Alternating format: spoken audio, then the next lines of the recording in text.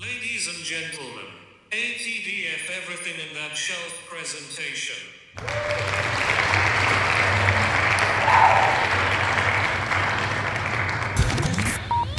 You're now rocking with TDF everything. Spoiled rotten.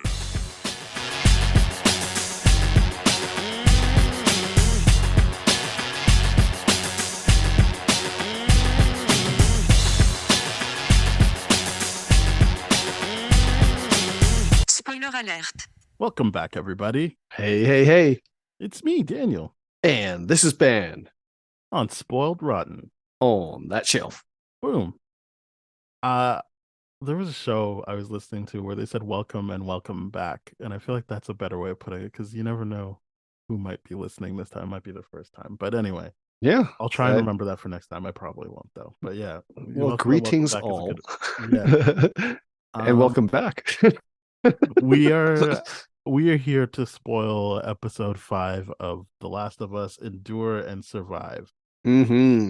Cleverly named after the triumph or trophy that you get in the game after collecting all the comics, which is relevant to this episode. There are comics in this episode for sure. That's where the in universe references to the comic book they're reading, but that is very good to know that it is the award or the trophy you get when you collect every comic in the game. Yep. Gotta catch them all.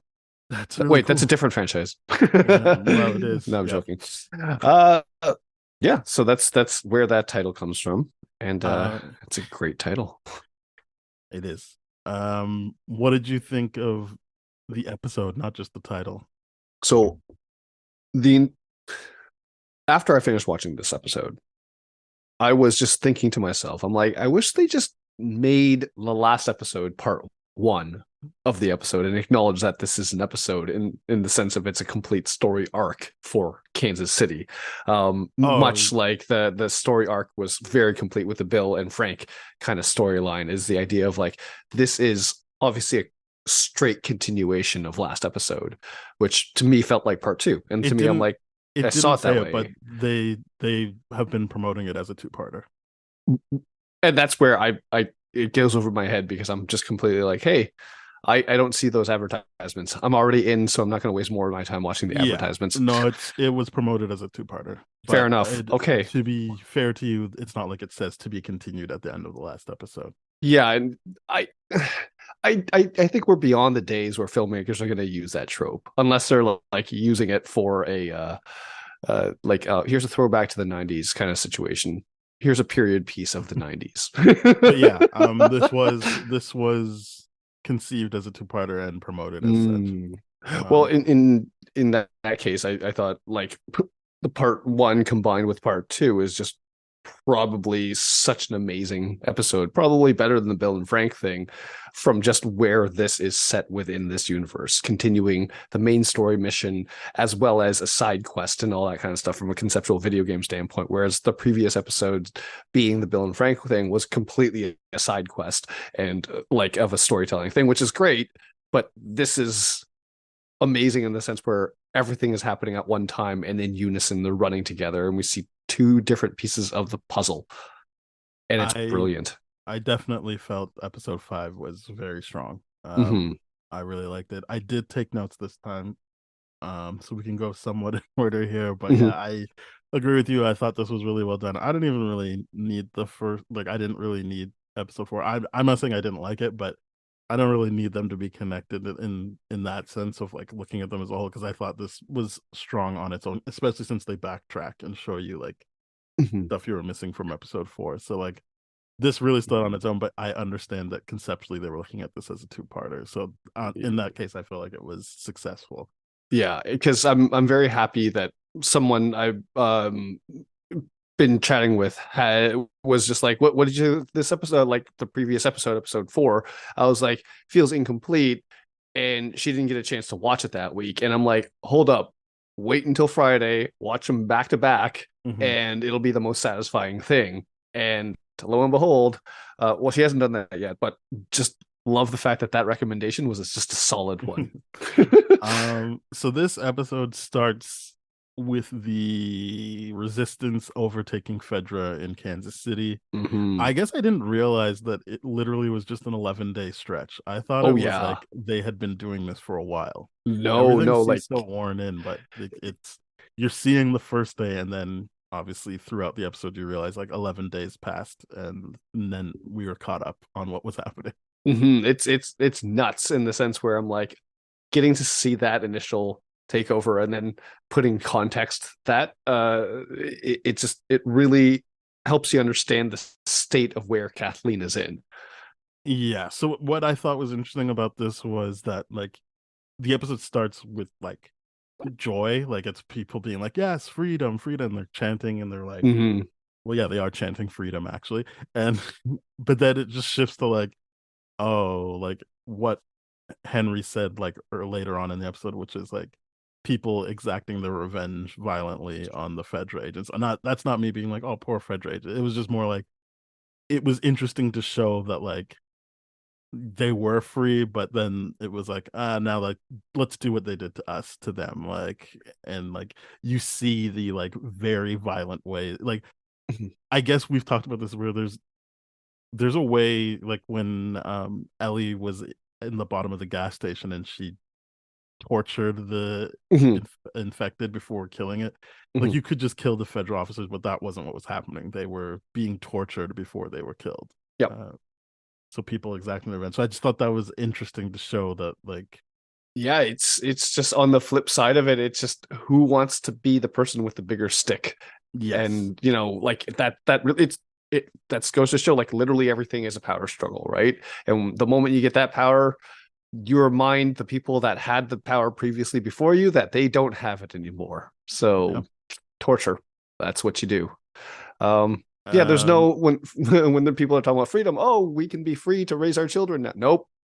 Nope, because they don't care about children clearly in this episode. so I think that was a big thing that was discussed Mhm. by the creators and other podcasts, which is we talked about like the love that people have, and Mhm. that's it's less about how toxic it is, but more about like, yeah, where do other people's freedoms end when your love for your family like starts to encroach on their ability Mhm. to survive, and like what does take precedence. Like obviously we see in this episode, we'll get to it in depth, but just the concept of why Henry was doing what he was doing and how Mhm. that obviously directly affects Kathleen, Kathleen. Yeah. but then like what she wants to do, which is affecting not just Henry. Obviously we see the effects of her type of rule on other Mhm. people.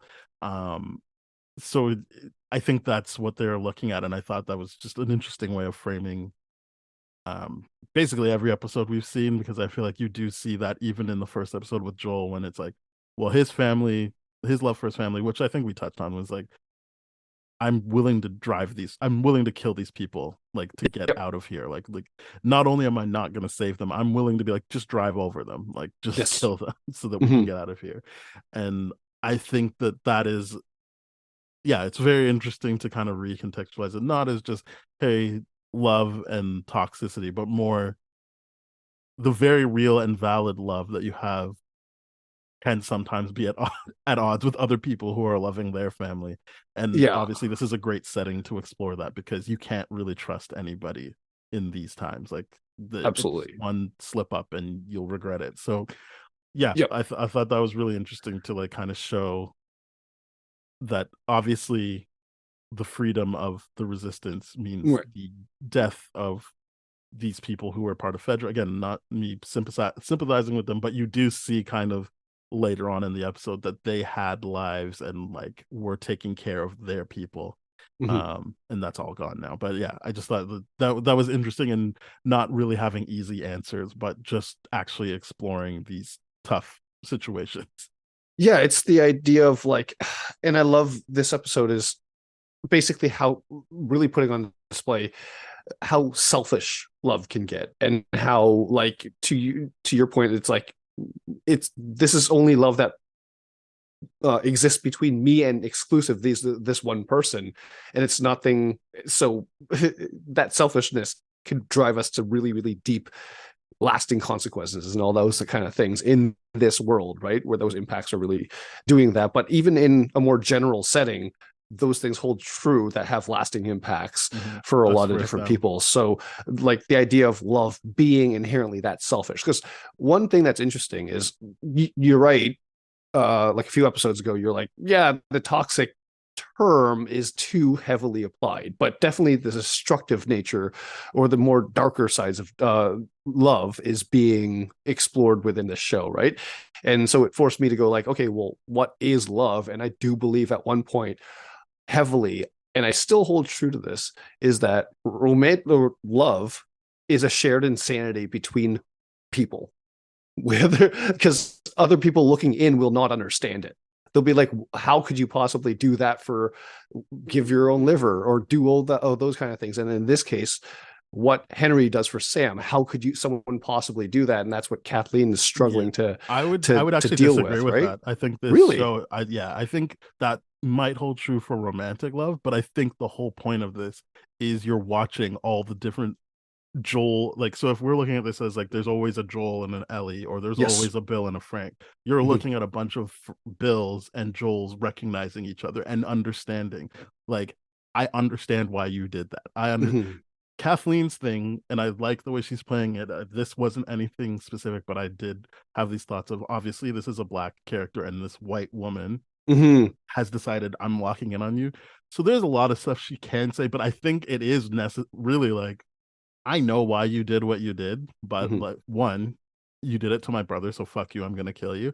And two, like, also, you don't really deserve to have that kind of righteousness because you're black. Like, I don't think that this show is showing you that like you could never understand why someone else would do the thing, because that's exactly the conversation Joel has with Henry, which is like, you know what, I was a bit harsh on you. If you did what you did to take care of Sam, I completely get that, and that makes sense to me. And I actually think it's too harsh that they're coming after you for doing that. It's a bunch of people recognizing like the love they thought was so unique to their Ellie or their Frank is actually shared across the board. Actually, okay, very, very valid point. Very valid, because you're right. What the moment they see each other, like Sam has one of the most deeply impactful scenes and dialogues between Joel, and you're right. That's all surrounded by the fact of, I see you're the protector. You play the protector role just like Bill did. Okay, very fair point. Yeah. So yeah, we were properly introduced to Sam and Henry. Sam being the 8-year-old, Henry, we don't know how old he is, but he's the older brother. And obviously a change from the game is that Sam is deaf. I like that the actor is actually deaf as well. Same. But the idea here, this is from the creators. They said like they obviously see the parallels between Ellie and Joel, or Sam and Henry, so they needed to make Sam and Henry's relationship more unique. And obviously it does feel more intimate when you have people using ASL and their own, again, I don't mean to make it seem like this is some magical language, but they do have their own language in this world. Like no one else is fully signing with Sam other than Henry. So for the purposes of the show, it makes it this unique thing and not a secret language they made up, but just a unique language to them that they can use to communicate, and it draws you into their world. So I thought that was very effective right away. And yeah, I do think that him being younger is also interesting because you really, it's less like big brother, little brother, and obviously more visually father, son. Like that's how it reads. And just, I thought there was a lot done in this episode to really show that like how important that role is to Henry or Sam. We'll get to it. Let me go through my notes properly. But yeah, I thought that was very interesting that you meet them and everyone's doing the violence, and Henry's like, no, that's not what we're doing. We're just gonna get out of here. That's what we're gonna do. I mean, there's obvious reasons of him being like, look, they're coming for us, so we're gonna get out of here. But I do like that they're still setting some form of moral boundaries for Henry and Sam. That's absolutely right. It's him exercising the boundaries, but unable to do so because in the Well, he made a whole lot of enemies while doing it, so Yes. it Well, he wasn't a took out the situation. lead of the resistance, Yeah. or well, we learn not maybe the most Well, effective lead of the resistance, but yeah. the figurehead of the resistance for a time. Yeah, and how Henry describes him later on is Yeah. more like he's the emotional leader of the Corps, of like basically the leader that would um be so empathetic but still unable to change the current situation that they're in, right? It's the idea Mhm. of like uniting everyone, having that like Jesus figurehead and all Yeah, that he kind of needed stuff. to be But the martyr. yeah, exactly. He needed to be martyr in order for things to actually change, a revolution to actually start, and all that kind of stuff, right? He's the Dumbledore or something like that, where it just starts everything. Where his death is like, yeah, okay, stakes Yeah. got real. Our biggest player got taken off the board, and Mhm. and we gotta move and all this kind of stuff. So it's some great storytelling that we're being told about, but in such an effective way, because it's Um, more of a character exploration of like Sam in that situation than like you us mean actually Henry? caring about Henry. Yes, sorry, Henry. That you don't actually care, or at least I didn't. That you never actually see who the brother is. No. Well, I mean, I think it's yes for Henry, but it's a lot of work on Kathleen. We'll get to the same, but I think it does more Mm-hmm.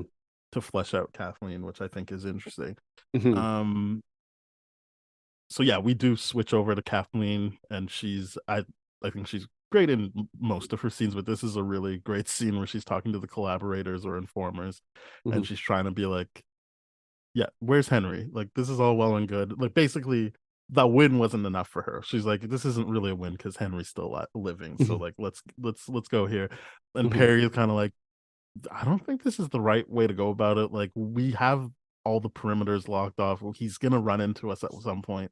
Mm-hmm. She's like, oh yeah, like I guess we'll just give him a month. Like that's, or we'll. And I was like, yeah, there we go. Here we go. Mm-hmm. This is how she took over. She's actually like, I think it's like the Killmonger thing of like, no, like I'm willing to kill for this. Like I say Killmonger because it is more revenge based, less very clearly not about freeing other people. It's more Right. just like I have a vendetta and I'm gonna use everyone I possibly can to get to exact this in vendetta.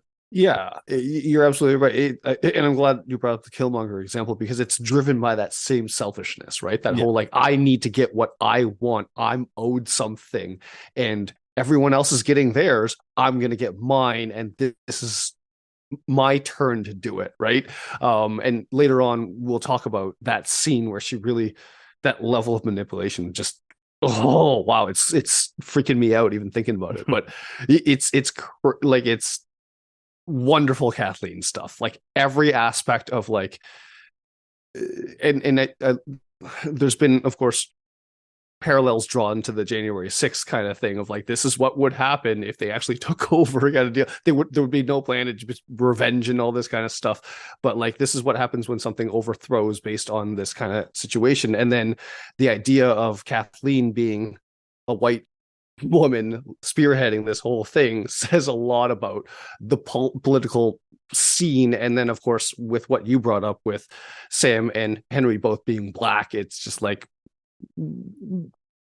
it's drawing a lot of parallels there that I Yeah. saw. It's fascinating stuff. Um yeah, so basically she learns that the doctor that she killed in episode 4, Edelstein, Yep. was I mean, I guess I just assumed she knew that, but it doesn't really matter. Like, I like Mm-hmm. that she takes that time to really shit on the people. Like, she's like, well, he was way more discreet than you fucking idiots. Like, Mm-hmm. she's like, because I genuinely believe her, like, the way she performed that, it was like, oh, that is new information to me that he was a collaborator. And also, that hurts that he was a collaborator. Yep. Yep. Yeah, I think someone else pointed out something that was very interesting. That I mean, we already think she's unhinged, but to make that point even clearer, when she's talking to the collaborators, she's like getting mad at them. She's like, "You did this for like medicine," and then like she basically just lists like essential items, and I'm like, "Yeah, that I can That see why they would do that for those essential items." that's for Like, survival. and That she's is not all for even, survivals. and she lands on like the weirdest ending. Like for apples, I was like, I mean, maybe I don't know. Like, I just feel like once you said all the essential items, Apple seems like it's a moot point. Like, Well, and that's the whole idea, right? It's to amp up that, to manipulate their emotional state into that guilt and that shame. Like the idea of, look at what you did for these trivial things, but when you like you rightfully describe them, I'm like, yeah, those are essentials that they needed to survive. You could yeah, call them like apples, so you could trivialize it down to apples, but that's literally food. yeah. So So it's I not a disagree that she luxury was trying to item. manipulate them because I think she doesn't she's gone at this point. Like she's Right. talking to talk. Like there is no real like the way she's saying like it's freedom. Like she's saying it with no actual conviction one way or the other. She's she's she's letting the power trip play out, right? Like there is no real manipulation. She's I, already decided they're dead, so there is nothing to manipulate, right? Like yes. gonna Well, kill them. yes, but she still is. Is that after she gets the Edelstein information or before? They Because were I'm pretty dead no sure she. matter what. Yeah, I She's know just that trying to they get the were information out of them, but like 100%, which is when why they you give would the still information, manipulate them. I don't think so because when the person gives her the information, she's like, "Of course you did. You're a rat. Like that's what you do." She wasn't thinking like this is some hard thing that I'm gonna have to like use manipulation You're to get information. She was completely like, agree. "They are going to give me information and I'm gonna kill them." I completely agree. And they were resistant up until then. She still needed to manipulate to break the weakest chain, which was that guy, right? Everyone else was like, she just needed one person to speak because they all knew the same thing. So, yes, it still is a manipulation to be like, this is the degree, because there's one guy that held out. Everyone basically, I don't know if everyone else accepted the fact that she's going to kill us. I'm going to buy into that trial kind of situation, but lie that she gave us or anything like that. But she just needed one person to crack out of a whole room full Yeah, of rats, right? So I disagree. It's still heavily manipulation, and by playing on yeah. We just disagree someone's on that because I don't think it's heavy manipulation. I think she's thinking they're rats. They're gonna tell me, and I don't think everyone knew the same information. That was kind see, of how the collaboration works. Everyone brings their fair, specialty of information. So she's in a sure. room with collaborators, and she found the one that knew the information she needed, which is they're with Edelstein. But like Right. that was a waiting game. Like if you want to call that manipulation, I don't think it's heavy manipulation at the very Well, least. it's interrogation, which is manipulating into someone to giving you information, right? But it like in the I use the word manipulation because she does it again later on in the episode in a very very impactful way, which I can't wait to get to. But Yeah, which I think this is is her just more focused than she is here. absolutely, and this is just like it shows the strength of how easily she can manipulate people because she's not even flexing here and she's doing it right just by those words. And that's why you're like, I don't think it's heavy manipulation. I'm like, yes, still manipulation. Later on what she does is heavy manipulation. Yeah. But it's still the idea of like she's so good at manipulating people and playing that role I'll move that on. she's I'll good to just it. end Yeah. on this. You can have the final thought, but I'll end. My last thing Mhm. to you would be she is talking to people who are already prone to give information. This isn't Right. like she captured some people and then like without flexing got information she needed. She was talking specifically to the Mhm. people who give up information to survive. Right. So So that then was just what she was go doing. right. So go back to last episode where she lost her son, and then without blinking an eye, withholds the information that gets her what she wants. That's heavy manipulation right there at the cost, like even her own son, right? So she is manipulating, but the degrees to which she's doing it are less involved because you're right. These are people that already will talk. So she doesn't have to do a lot of it, but it's just how manipulative her character is in every single scene. I do love it because there's always a level of manipulation with what she's doing. And it's very interesting to watch it in to lead to such extreme situations. I think it's great. Got it. Yeah. So then we see Edelstein and he has Sam and Henry in Mhm. I believe at one point we saw Joel and Ellie looking out of the same place. Mhm. Like it seems like just a high up vantage point where they can hide and it's in an attic. Yeah. And yeah, I think this was the interesting part. So like he's giving them the supplies, that's where they do the math. We can last 11 Mhm. days here with the food that you've got us here. Mhm. Um and Henry is in such a mode of like, okay, we got to do this, this, and this. and Edelstein has to remind him, like, yeah, like, he's scared, not because he's scared, because you're scared. So like that's the Mhm, power you have. Like if you mhm, look scared, he's going to be scared. Sam is going to be scared. And I like that kind of clicks for Henry almost right away, because then he is like, hey, do I look scared? mhm. Sam's like, I mean, I don't know. Yeah, probably. And he kind of shifts gears to being like, Mhm, look, we're gonna be safe. This is gonna be fine. But the only problem is this place looks ugly, and he kind of mhm, gives him the task. He gives him something to occupy his mind. Like mhm, Sam can occupy his mind now by painting and decorating the thing. And it's like he's like, yeah, like I'm the parental figure here, so that mhm, means that even if I'm scared, like I still need to keep up appearances mhm. for the kids so that they can get through this easier.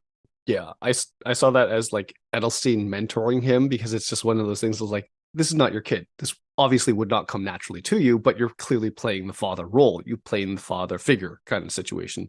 And Edelstein being much older, I can only assume has been in that fatherhood position before getting to this point, right? So just the idea of him passing on that knowledge to him, and then him being a different kind of protector in this episode, whereas like the protector he was before was like, I'm going to use my sneakiness to kind of like get what I need. He's being like, no, you've got to, this is the role you're actually taking on, so you got to do this aspect of it. And I think Yeah, it's just embrace great. it fully. Yeah.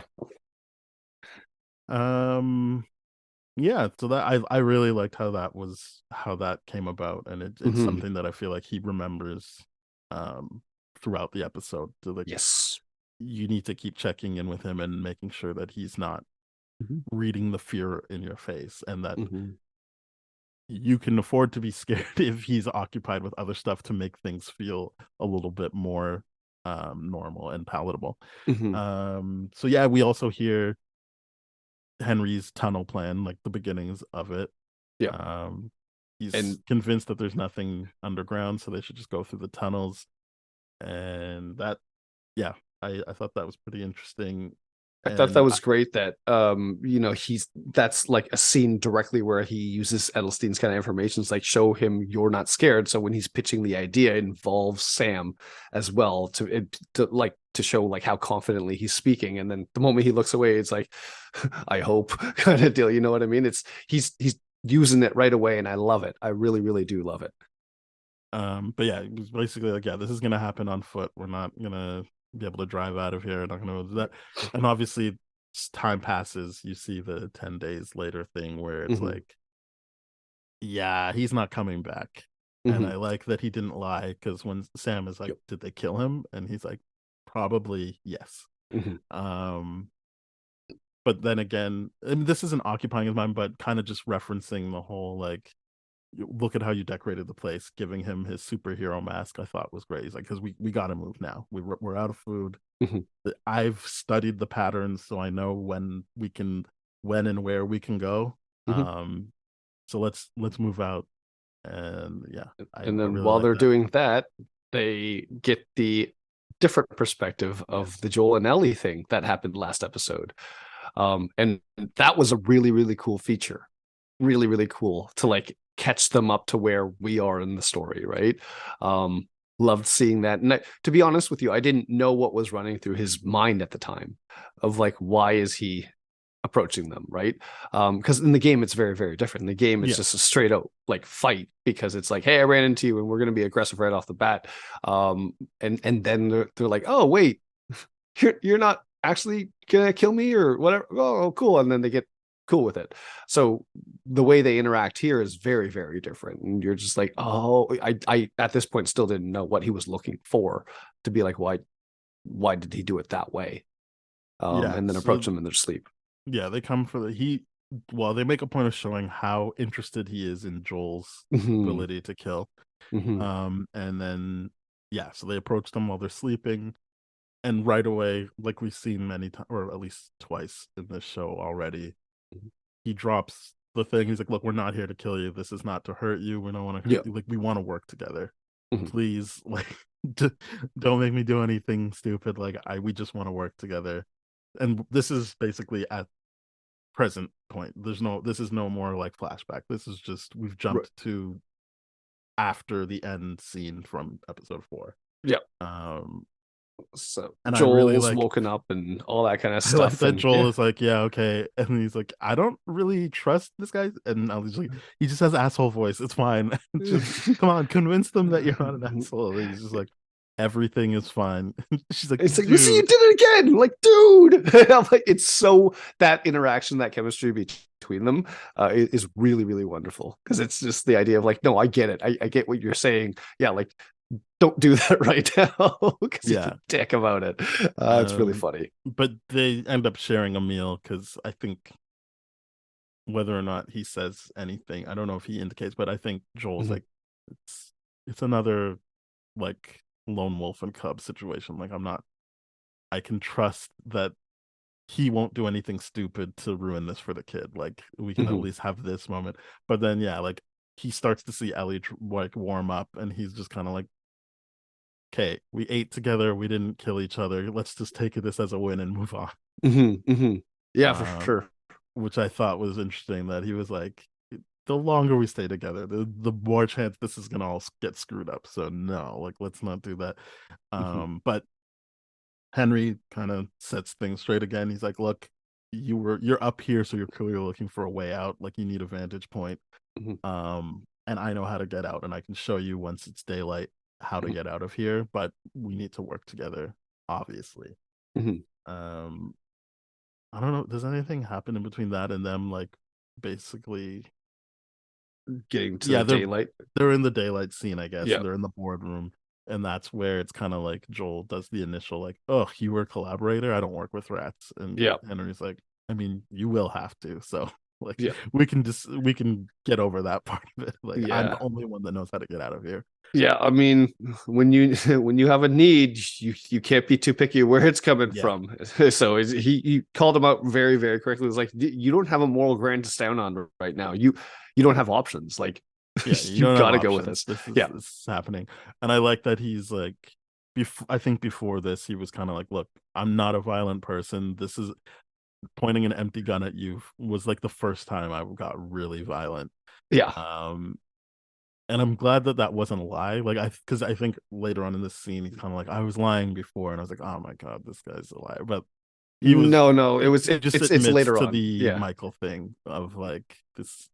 I I did have someone killed by Yeah. informing on them, and ultimately you learn like, okay, I did this because Sam had leukemia or has leukemia, and Right. we needed medicine. Hmm. So So he does obviously that. there's not a lot of Yeah, he does that later on when they found the bunker, and all that kind of stuff. In this scene, he's just like, he just reveals the idea that no, the gun wasn't even loaded.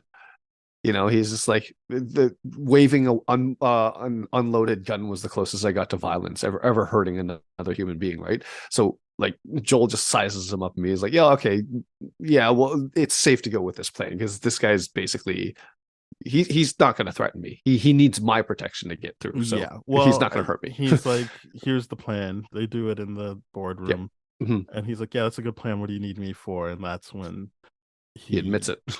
says like, yeah, you're going to be able to take care of any trouble we find down there. Like 3 years ago I learned that there was nothing down there, so probably maybe there's like one or two now, but Mhm. like, well, you'll deal with it when we come up with it. And um Ellie asks like, do they, without knowing the word for clickers, she's like, do they have these? And he's like, sorry, you faced off against clickers and you're still alive. Like, I'm even more resolved that this was a great plan to recruit you to. Like, Right. this is happening because you Yeah. guys know how to take care of yourselves. And they bring back the pun book, which I thought was amazing. This was another great episode for Ellie. I feel Yeah. like just the way she made Sam laugh with the pun book. And Hmm. I just love that, like, she's also like, whether she knows it or not, I think they also talked about the fact that Sam is 8 means that Ellie gets to be a big sibling too, and Yes. she gets to be a protector as well. Hmm. And you kind of see that starting here with, she's not aware of it, but like she doesn't ever look scared. So she knows she can be a comfort to Hmm. Sam. And I like that she knows she can be a comfort to Sam. Maybe she doesn't know it's because she never looks scared, but she is a comfort to Sam, and she's taking that role on like Mhm. almost immediately. And I just love that she broke through to him with the pun book, Mhm. and I can see that that's kind of like disturbing Joel, because obviously now he has to make room in his heart for these other two people, because I Mhm. think he knows like you can't break this up, like this, you can't break that up. And Henry even doubles down with like, I haven't heard that in so long, like this is great that she can make him Yeah. laugh. Yeah, the laughter and all that kind of stuff. And yeah, like Joel's definitely struggling here. He's like, "Ugh, Yeah, this is why I wanted them to leave after they ate." exactly. Oh, grumpy Joel. Good times. So then they go down, they, as I said, they found like this settlement which could have had Fedra agents in it.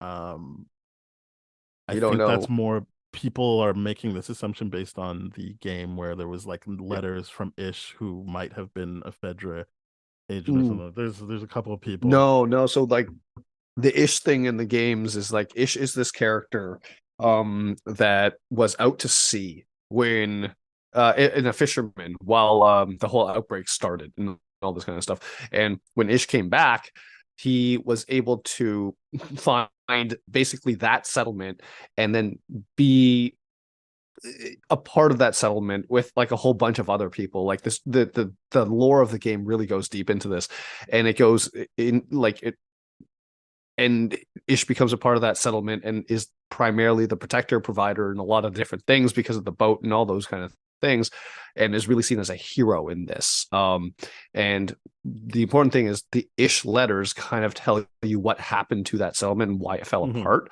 and why like even the show made a point of like showing the rules that they had to follow, and how Joel was telling us like, oh yeah, I heard about these. Like people went underground after the settlement and all this kind of stuff to try to make it out.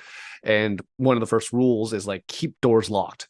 And that was the downfall of one all of everything. One person left a door open, and then infected came in, and then Ish and a few other people made it out, and that's all you hear about Ish. But Ish, even there's an Easter egg with Ish, like a drawing of Ish, and in this show, it's showing you that it's kind of like a Fedra agent or some like official military padding gear. So in this, it could have been maybe a defective Fedra agent that was supplying this settlement with food during that period of time. And unfortunately, the door got left open, and whether or not Ish followed that same fate to run off with a few other people, we don't know. But that's the backstory for the game, and this room is important because there's so many Easter eggs in it. Even the scene where she sees the goal thing and starts playing soccer against the wall, like that's directly a thing that happens within the game, but like with Sam and Henry within that thing. So like a lot of it, like really honoring the video game kind of side of things really happened in this episode that were like so great to see. Okay, so yeah, Yeah. it wasn't based on the game, it was just based on that drawing then, that people think he might have been a Fedra agent. 100%. Yeah.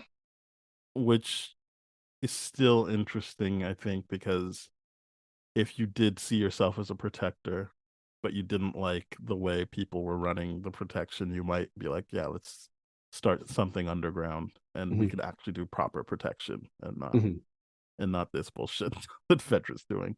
Yeah. So that was interesting. But yeah, you were talking about them playing soccer, and all of this was just stressing me out because I was like, why are you making so much noise down here? Like, Yeah, one of relax. the rules is don't make noise, no shouting, and all that kind of stuff. And I'm like, why was there a soccer ball there originally? Yeah, there's no way that would have been quiet, like unless the locked doors and like was guaranteed silence. Like I can't see that being the Yeah, situation when no silence is the rule there. yeah, You know, like yeah, it's weird that that thought occurred to me for to begin with too. And I like the fact that like during this whole time Joel was like, yeah, we're not safe yet, like shut up, the plan's not working just because we're 2 seconds in. And then they find the settlement, and then they're just like, keep it down, keep it all, like all this kind of stuff, like the stuff that he naturally would do, because the moment Henry's like, yeah, see, the plan works, he's celebrating way too early, right? And yeah. I it goes mean, to show you why they needed Joel to begin with. well, I mean, I think actually Joel's the one that had to just be like, okay, we'll do what you want to do then, because they stuck around for a bit. Well, Um, because they convinced him to be like, hey, well, it would be better to pop out at nighttime. And yeah, then but he's like, that's what yeah, I'm I saying. Like, tactically see that point. But that's what I'm saying. I don't think it was more they were lucky to have him. It was more. It was what I was talking about earlier, Mhm. which was he's so focused on we need to keep moving, and he's Mm. forgetting you're showing fear, which is going to affect the kids that we have with us. And Henry Oh, remembering that thing of you need to let them not be afraid sometimes. And this I is didn't see that way. That's yeah. yeah, that's really good. So this was more they were lucky Henry was there. That I Mm. mean, Ellie's pushing for it, but she Yep. was lucky that she had Henry there who has remembered it can't all be about the mission. You like, or at least part of this mission is keeping up appearances for the Hmm. kids with you. So Ellie and Sam can read their comic books, play soccer. It was stressful to me, but it didn't lead to anything going wrong. So all I can do is be like, I mean, he was right to let them be kids in that moment. Hmm. Hmm. It was Um, stressing me out 100% because I was like, it was very oh stressful, man, but is there going to be a clicker that comes by and like, are we yeah, going to I was deal like, with that right no, now? stop it, you guys, please, just read quietly, please. Yeah, there's a comic book. Like, Yeah. just do your little thing there. But yeah, I think that was more um Henry being able to pass on information, which is yeah. look, doing that is only going to make it look like we're afraid, and that's not going Mm, to help these kids. yeah. Like tactically, it's better to wait, and also just so it doesn't look like I'm schooling you. Like I'll leave it at the tactical part, but they need this. Yeah. Um, and I think that also spurs on when Joel apologizes because this is the scene where he apologizes and he's like, Yes. "Yeah, like I think that it's ridiculous. It's very cruel that you've got a whole army after you. If you, he says if you were trying to save him, meaning he sees Sam as a full person now. It's not he's not a theoretical like kid. He's just like, look, if you were trying to protect Sam, Yeah. then I feel like what you did was justified. And again, this isn't a show about easy answers because There um, are none. Henry is like, well, I'm still the bad guy. I did the bad guy thing. Yeah. Like, it doesn't make me feel better that I saved my brother. Like, it's just like that's what needed to happen. But I feel like the bad guy still because of what happened. Yeah, the biblical implications of like having a Like character the named Judas, Ish yeah, and then the Judas role and all that kind of stuff. It's very, very clear why he's saying that and all that kind of stuff, right? But in objectively, he sees that. He sees that his love for Sam drove him to that degree where it's like, no, he doesn't he hasn't lost control of reality like Kathleen has, yeah. where and I wouldn't say lost control of reality, but just like justified her actions in her own right. He I just would did that say she one lost thing. control of reality. Okay, that's fair. Oh, okay. But like he maintains the objective truth. It's like, no, Yeah, I did something objectively shitty for this one purpose that I don't regret, but it was a shitty thing. yes, And I like the fact that Joel was like, I don't know you and I don't know your situation. I shouldn't have judged that. Like that's yeah. he says a lot with that, and the idea of like he understands the level of complexity, because he's now seeing the mirror image of him and Ellie versus him and I mean, Sam Henry and is Henry. telling him like, Yeah. I know you understand what I did because even if Hmm. you're not her dad, you were someone's dad." Yeah. Um, which again, not my original thought, but I thought that was interesting because it's not something that Ellie knows for sure or even hints Right. at knowing, right? So this is something that Henry was able to glean because of the role he's been put in. He Right. sees that in Joel, and that's what I was saying about earlier, that is that universal truth that connects these people and Yep. connects most of the people in the show that Hmm. aren't haven't broken from reality like Kathleen. Right. Um Very, very good point. Yeah. that yeah. So I thought that was really strong stuff that like Henry was just like I did the bad guy thing, but I also know and we know that Yeah. Joel will do the bad guy thing as well if it means protecting the people he loves. Yeah. And it's just this is such a great scene. It's like such a great scene before things go really, really bad. But like this was incredible acting from him for Yeah. sure. So then we go to Kathleen's childhood bedroom. Yep. and she's talking to Perry, and so she's kind of comes guns blazing, like, look, you're not going to be able to talk me out of this. If you like, I think this is where she was kind of like, he's not my seventh or eighth priority. Like, this is the whole thing. I'm gonna do this. And if you're going to tell me that my brother would tell me to forgive him and stop, she's like, I know my brother would be horrified by my actions. Yeah. He was always the person that would forgive. He even told me the last time I saw him alive to forgive Henry. Yeah. And like, that did nothing for me, and I'm not going to forgive him. I'm going to kill him. And that's where you realize, like, kind of what we were hinting at, that like, she's leading not great people, because Perry was like, yeah, I mean, your brother's nice and all, but he didn't change anything. So yeah, it's you. Like, you're the one who changed things. We're with you. Yeah. 100%. Yeah, it's this scene is the one I was kind of talking about. Like this is where the manipulation runs heavy, right? The idea of like her being there, it's her turf. She knows how to manipulate a scenario, being like, this is my childhood dream, or this is where my childhood was, and all this kind of stuff. And I'm gonna open up and show you this insecurity and vulnerable, or not insecurity, but this very genuine, vulnerable thing, but to manipulate you with it, because she knows the most likely scenario is him probably going back to be like, listen, we've been doing this all night. Like, he's gonna pop up eventually, like trying to reason with her, like he did with the that first, like, where they killed all the rats and all that kind of stuff. And she knows that he's coming to do that, so she basically lays out this whole story, this whole plan, and then manipulates him into doing what she wants. And then you know that because like she gets the good moment, right, where she's like, where Perry, when he goes like, listen, we loved your brother, we did, but he didn't change anything. He would, he didn't change anything, you did.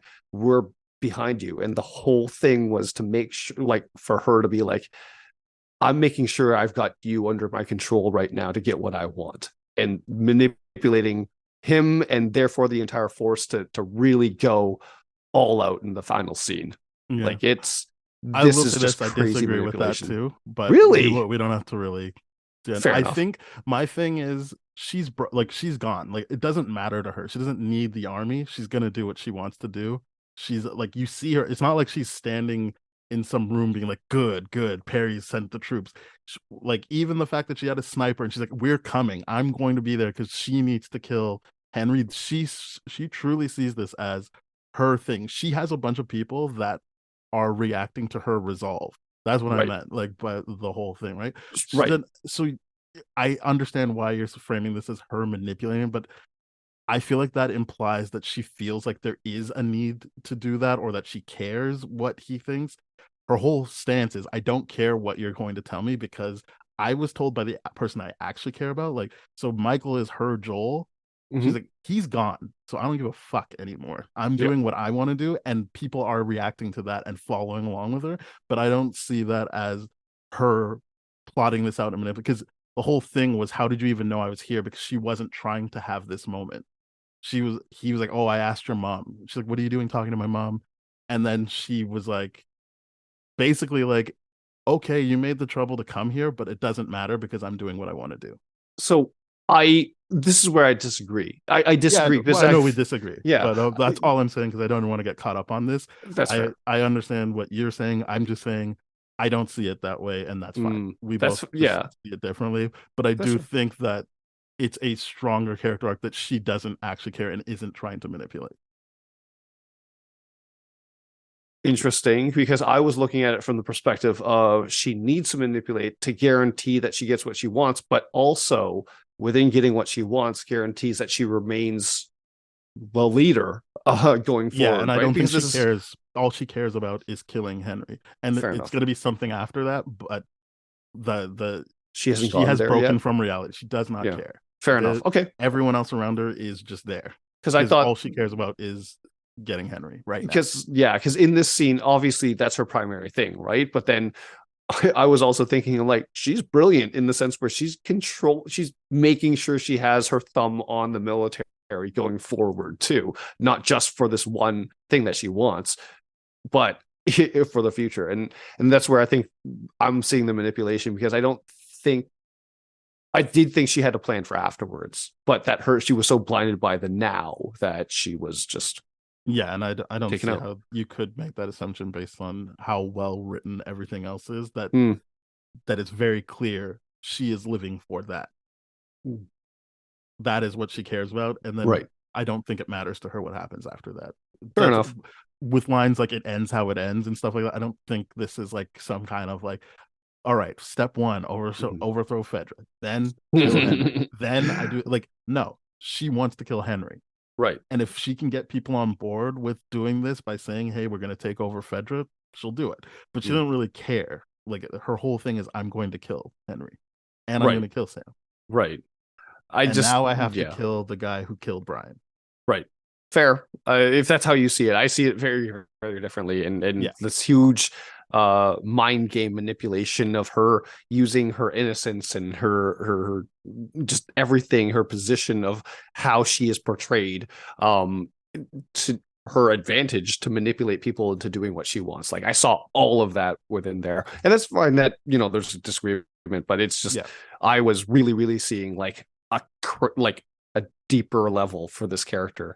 I'm saying it's actually that makes sense. She doesn't care, like, because otherwise she's just a run-of-the-mill villain that's manipulating people. What I'm saying is she's actually way more driven than that and doesn't need anyone else. Right. Fair enough. Okay. So yeah, they Ellie, Joel, Henry, and Sam are kind of shooting the shit. Well, not Joel. Henry and Ellie are kind of really like just going for it, and she's like, "Don't worry, this is how I manipulate Joel. Like, I just go like, you're gonna say no, and then and then her we already know where she's going with that, but they get pinned down by the sniper, the old man in the house. I do like that Joel's like, he's not gonna kill anyone. He's a terrible shot. I'm gonna just go in there and I'll deal with it. But I love that so much. He's like, no, he's a terrible shot. I'm like, just stay here. She's like, no, he'll kill us. Like, no, he's not going to. Nothing's gonna hit you. And that is, I feel like in past times he's kind of just like, I mean, probably, and I think in this time he's like, I'm dead certain nothing bad will happen to you if you just stay here and I go take care of this sniper. And because he goes the next step of, look at me, like, actually look at me. Do you trust me? And I like that it's, I mean, again, I haven't really been highlighting how much I loved Bella Ramsey's performance in this episode, which I really did. Like the moment when Joel was like, hey, take out your gun, and she was like so proud of her, like, that she was like, look, I get the validation. He also trusts me for me to be the person that's gonna pick off me. Like, I was so happy for her. And like, even though it's like, yikes, like, we know you're gonna waste your shots. Like, no, it wasn't that. It was more just like, I can't believe the 14-year-old has to be in charge of this. But like, I was just happy because that's what she wanted, and that it was a moment for her. But in this moment, she had to drop all the like funny jokes and stuff and just be like, yes, I trust you. Yeah. It's not like there's no hype up moments. Like, no, it's game time. It's here. It's like, holy shit, we're performing now.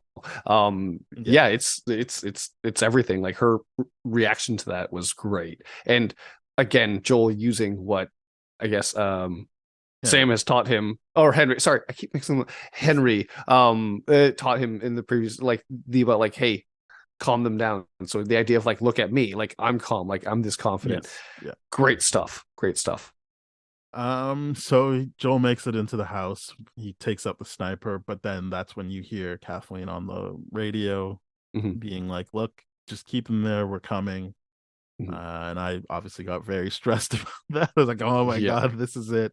They're going, like, I obviously didn't think Joel and Ellie were gonna die, but I'm like, oh no, this is it. This is where they die. Kathleen gets there and she's doing the whole, look, if you just save us some time, come out now. And even when he didn't come out, she's like, you know what, that's fine, because she's just like, you're here now, so I'm gonna get you no matter what. And this was the scene I really liked, where Henry is like, yeah, I'll come out, just leave the kids out of it. And she's like, absolutely no, that's not happening. Like, Ellie, she doesn't know the name. I'm just gonna use names because Yeah. it's easier. She's like, Ellie is with Joel. He killed Brian. She's got to go. And Yeah. Sam is with you. So that's obvious. And that was the whole point. He's trying to be like, you don't understand. She's like, oh, I know why you did what you did. Like the whole leukemia thing, like you needed medicine. It's just, and this is where the creator is talking about, where do your love encroaches on other people's ability to, and she's like, so what makes you think that he's so special, that he's more important than everything? And that I'm like, well, you know why. Like you're doing the same thing for Michael, but it's just like her going through this and then being, and this is where I thought the race thing matters. She's like, I mean, did you ever think he's supposed to die? I know you can just couch that in. He had leukemia, maybe he was supposed to die, but I do think her worldview would be like, I mean, come on.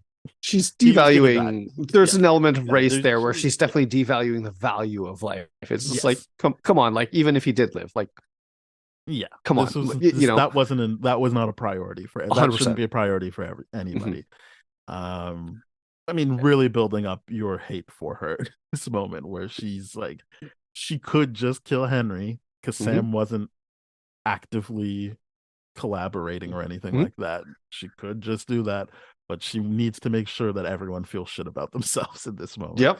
And knowing her, she probably would have killed Sam in front of Henry before he killed Henry. She would have done terrible. I mean, I guess we saw that she was just about to kill 100% Henry, and not Sam, but just he needs to know that she's going to kill Sam, and I believe she was going to kill Sam if she had the opportunity. 100%. I don't think there was any situation where Sam would have lived. No. And so then that's where the truck that was supposed to clear the way and fell and thing breaks out all the infected. I don't know if I said infested earlier. It's an infestation of infected. Infestation of infected. We stuck the landing, baby. Teamwork. And then they see the bloater, and this is where this is where Perry is kind of like, I thought I was going to be able to get this, but no, so I'm just going to buy Kathleen some time instead. He's accepted his fate. 100% accepted his fate. And he gets his head ripped off. Yep. And very important and I like that they did that, and not because of the violence, but because in the game, one of the more unique features of the bloater would be like, hey, I can throw gas bombs at you that are like extensions of my body, like growths that I can pick off my body and throw at you. Now, because they're not doing the spore thing in the show, that they obviously don't have that power. So to overpower them in another way, to be like, no, this is how they're freaking strong. They're this and this, and they're way more violent than compared to in the game. Then it's just, it's a nice touch. It's a nice touch to see that. Apparently, they wanted to rip them at the waist, but they could not animate it properly. They're like, you know what? Maybe humans just don't rip that way properly, without it looking animated. Like, obviously, we know logically it is animated, but they were just like, they kept trying to do it at the waist, and they were just like, no, it has to be the head. Right. Well, I mean, the way it was just like slamming everyone down and just doing all that kind of stuff. Like, ripping at the waist would have been a more impressive show of strength for sure. Yeah, but they just couldn't get it to look and realistic I respect enough to trick or to not take us out of the moment. Yeah. And that visual, if it was realistic, would have been way freakier, because at this point, thanks to Game of Thrones, everyone's seen a beheading, but no one's seen someone get torn in half realistically yet. So we still got some frontiers to cross for HBO anyways. There is, I mean, before he gets out, I feel like Henry tried to give Ellie the Joel role of like, just take Sam and run, like basically the same thing Joel was charged with Ellie. And she sticks to her guns because she's like, no, and he's like, yes. There is no, yes, you have to do it. But yeah, that happens before the whole showdown with the gun, and it ends the way it ends. But basically they get split up, and Ellie gets chased by a little clicker, like a little girl clicker, which was very upsetting. And then that was some creepy animation for sure. Like, that was a very I think very that was probably a creepy. body contortionist, like No, it was a the negative. gymnast. It Yeah, was a gymnast. sorry, yeah. Well, I I'm guess saying it I don't would be think it the was same thing. animated. Yeah. No, it was not. I'm like, Yeah. that's what makes it even creepier that someone can actually do that. And I'm like, whoa, what that? No, I don't like that. It's creepy. And then so Joel kind of clears the way for Ellie so that she can Mhm. get to Henry and Sam again Yeah. and stop them from being, well, hopefully stop them. I mean, everyone's seen this episode. I assume they know that one of them got bit, but Mhm. you have some hope that maybe they didn't get bitten because Ellie got there maybe Mhm. in time. They're running off. Kathleen catches them again. And I was just like, I would have just kept running, but like they like she tries to monologue and she gets beaten by that That same little gymnast girl. child. Yeah, the gymnast Yeah. clicker.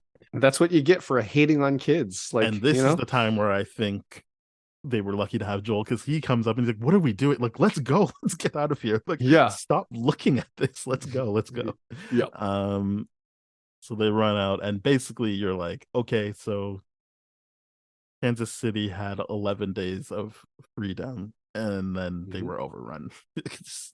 And I'm not saying, oh, they shouldn't have taken out Fedra. It's just Fedra should have been taken out by a group of people that actually wanted freedom for people and not run by someone who was just out for revenge. Yeah. It sounded like the brother was actually trying to do that, but lacked the capability and bloodlust to be able to. Didn't want to get his hands dirty. Yeah. That's the idea I think Perry was trying to get across, which is I completely agree. You can't, and I think we talked about this with BLM, not that they did what the resistance did here, but Mhm. when people try to police how people want to protest and create change, as I said, it's different because this person who wanted to create change didn't Mhm. really. She just wanted revenge on Mhm. Fedra, obviously, for killing her brother, but then the person that gave up her brother. Mhm. But it can't always just be politely writing letters and hoping for the best. Sometimes you need to show some force to create real change. I completely agree. It's just the idea of the idea of tone policing, which is a very important thing within this context, and this discussion where you're tone policing me just so it's easier for you to ignore me. Like there's a reason why we're screaming. It's because this is important, right? It's not because when people are like, when you shout, it makes it harder for me to hear. I'm like, no, the fact that you're not listening is making it harder for you to hear. Like we're shouting to get your attention, but you can listen to the message in a very different way. Like it's when people feel the need to do that, I'm like, you don't even know what level of racism you're engaging in right now. And that's what makes you terrifying. Just absolutely terrifying, because you'll find a way to justify it, and then you'll find a way to play the victim, and then lo and behold, guess where we're at? Amy Cooper, boom. So basically I hope they're out of Kansas City, but maybe I think that they were able to execute Henry's plan, so they must be out of Kansas City. They're far enough out that it's in a motel where it's like in the middle of nowhere. That's when Joel talks about like, it's easier for kids because they don't have anyone looking up to them, which is true for Sam, but not true for Ellie. Not true for Ellie. And so then we kind of get into that, which really, really sad. Well, first, before that, you actually see Joel be like, look, you're obviously like part of this family. Like, if we're talking about Last of Us, you're part of us now. Like, there is no more us versus them with us. We're going to Wyoming. If you want to come with us, you're more than welcome. And I obviously during the rewatch, I was like, no, why did you give me hope like this? No, because I genuinely was like, oh, like they must die next episode or something. I was not ready for them to die in this episode, but you see Ellie talking to Sam, and they talk about the scared thing, and again, it's positioning Ellie as a person that Sam obviously looks to for comfort and help. Absolutely. And she's 100% taking on the protector role here, because even before it gets to where it gets to, is just she understands the importance of like just engaging with him and being lively with him. But he reveals that he was bitten, and right away she goes to like, she's like, my blood is medicine, and she goes and I'm like, I know the show isn't trying to be like, well, maybe it'll work, but I was just like, that's not how it works, Elliot. I mean, Yeah. I like that it's because you're young and because you will try anything. It's better than not trying anything, but I was just like, Mhm. no, Ellie, this isn't gonna work, Yep. please. It's Like, a bad idea, yeah, but no, no. I Like she mean, tries and she wants to be. I think again, I don't know what happens with Riley, but I can only assume that she's feeling some guilt around not being able to save Riley. She obviously wasn't able to save Tess. mhm. This isn't going to be a third person she can't save that she Yeah. cares about. Yeah, Um, she's leaning into that role. She's drawing inspiration from the protectors in her life and all that kind of stuff. And she's trying to do her best, right? At the very, very least, the idea of like him being like, please stay up with me. And she promises, but clearly does not yeah, she follow through couldn't with do it. that. Like so It there's a lot of guilt to be had there. But yeah, because I was just like, absolutely, oh man, you didn't stay up with. Like obviously that makes for a better scene that she didn't stay of up with course. him. But like, I was like immediately like, no, and I think it was interesting that he couldn't hear as As even the an infected, yeah. because I was just like, oh, maybe I don't know why the fungus would know to fix that, but I just was under the impression that like the cordyceps would take over and Mm.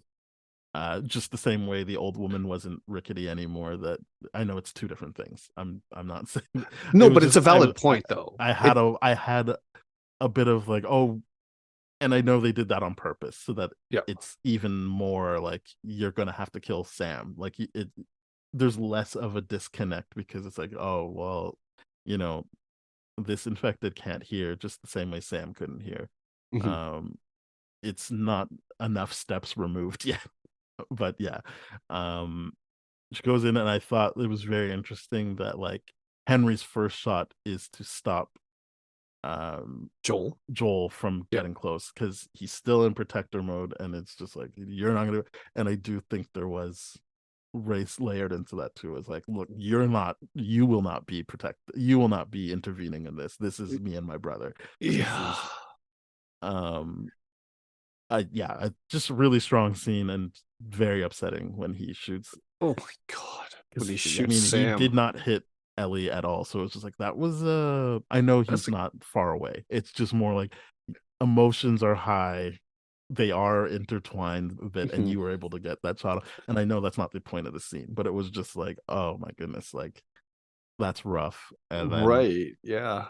even So when Joel goes to comfort Ellie again, like making sure you're there to comfort mhm. the person you're protecting, he's going to do that, and Henry tries to stop that as well. And I was just like, yeah, that makes sense as well. And it was just Mhm. like, what have I done? What have I done? And I mean, he did the bad guy thing, but to the person he's supposed to protect. So it's over for him as well.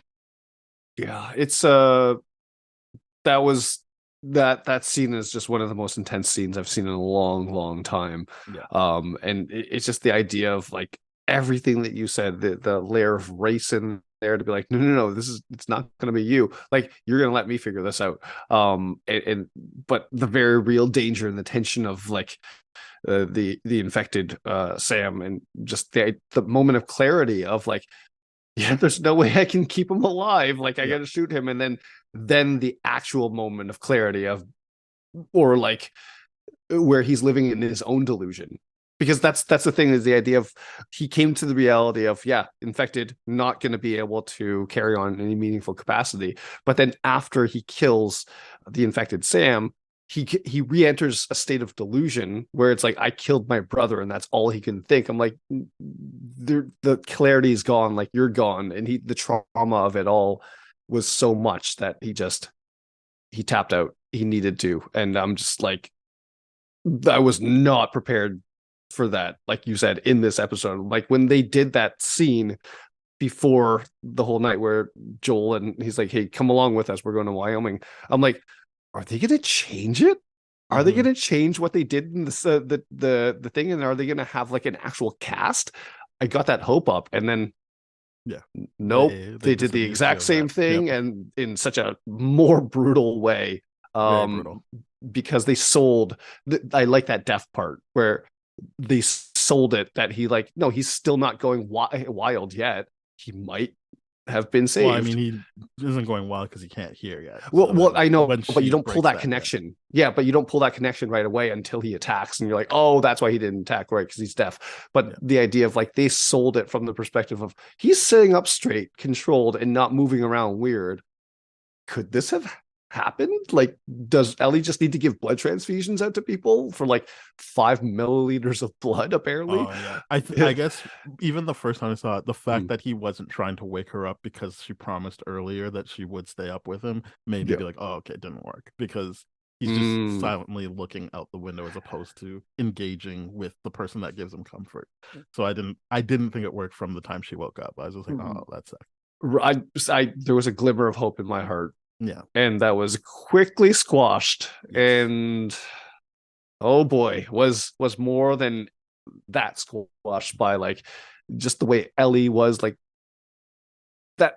If anything, it's like this is the episode where I'm expecting Ellie to lose her innocence after this, right? For her to be a much harder character or anything like that. Just the way she is. Keep saying that. I think the innocence is gone. I think she's just trying to let that define her. Fair enough, but I mean, this is a challenge. The idea that Sam did it right in front of her, like making eye contact, like holy crap, that was nuts.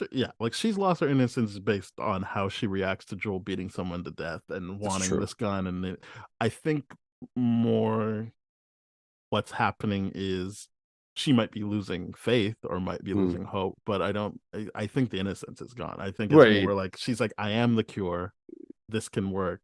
And then she had this setback. Yeah, she questions herself here for sure. But and then innocence is definitely down. Yeah. Sure. So innocence is definitely the wrong word. Let's say the playfulness. Where we see that, because I'm like, oh, that a lot of joy died with that connection, and that's rough.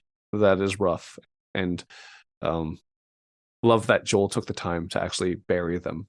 Yeah, they buried him, and she was like, which way is west? He points to it, and then she's like, let's go.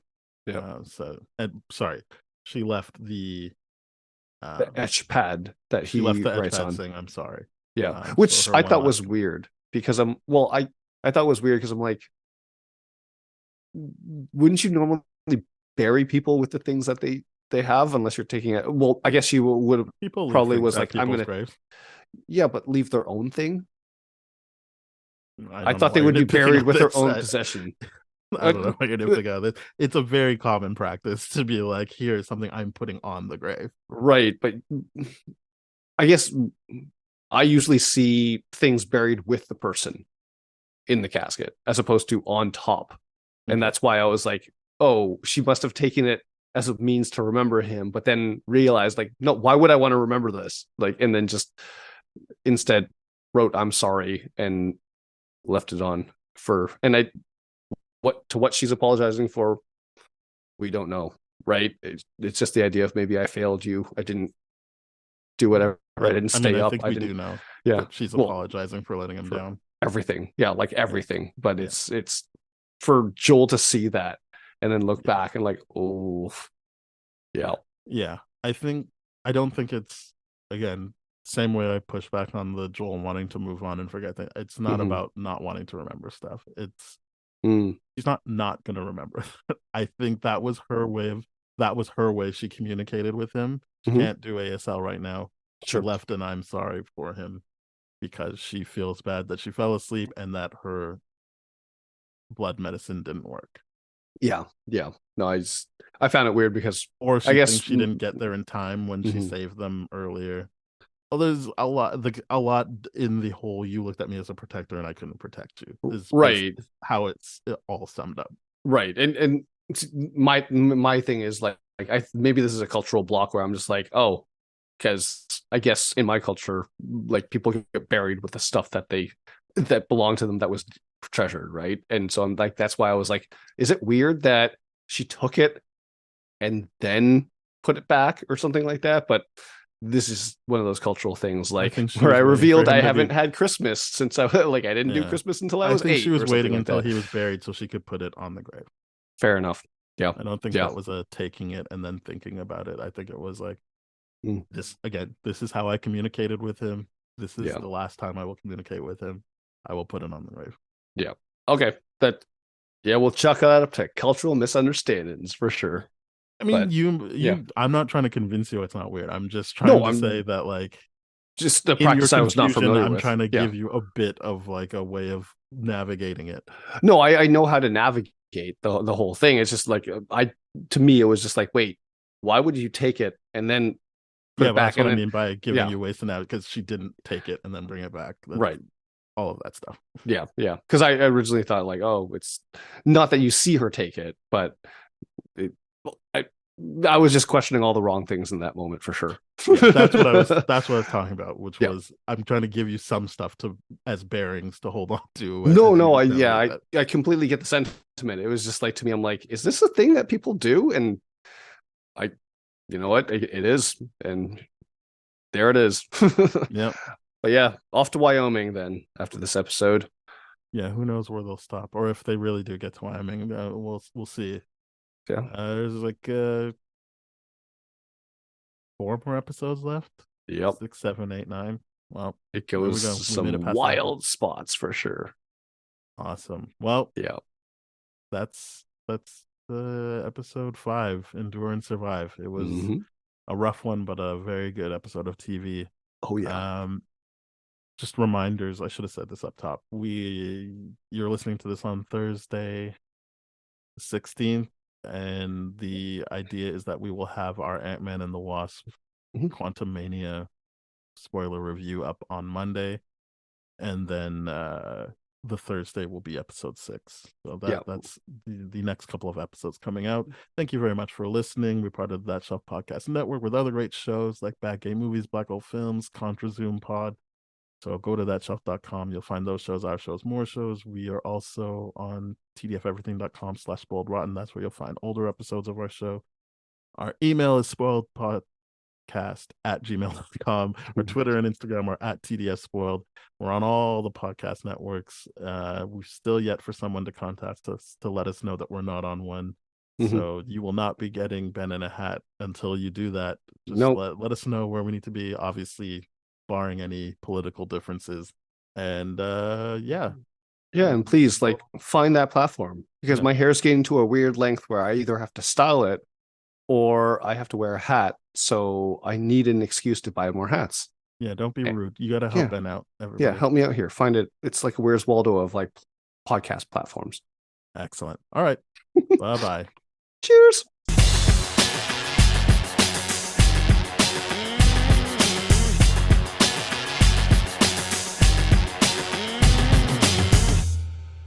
This has been a TDF Everything production, brah.